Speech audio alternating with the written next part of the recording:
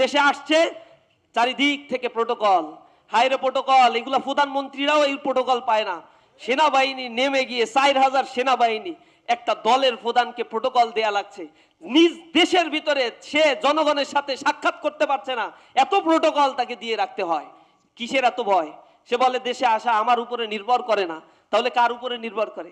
তার দেশে আসা তো কোনো রাজনৈতিক দলের উপরে নির্ভর করে না, ইন্টারিম গভর্নমেন্টকে তো থোড়া কেয়ার করে। তাহলে তার দেশে আসা নির্ভর করছে কাদের উপরে, আর কাদের সাথেই বা মাসোয়ারা করে আবার সে দেশে আসছে? এগুলো মানুষ এখন প্রশ্ন করছে, জনমনে উদ্বেগের সৃষ্টি হয়েছে। এরকম রাজনীতিকবিদদের দিয়ে, এইরকম রাজনৈতিক দল দিয়ে কিভাবে নিরাপত্তা নিশ্চিত করা সম্ভব এই দেশের? আমরা উদ্বিগ্ন। মানুষ এখন উন্মুখ হয়ে আছে একটা বড় পরিবর্তনের জন্য। হ্যাঁ ভোটের পক্ষে ক্যাম্পেইন করার ক্ষেত্রে তারা আবার বাধা সৃষ্টি করতে চায়।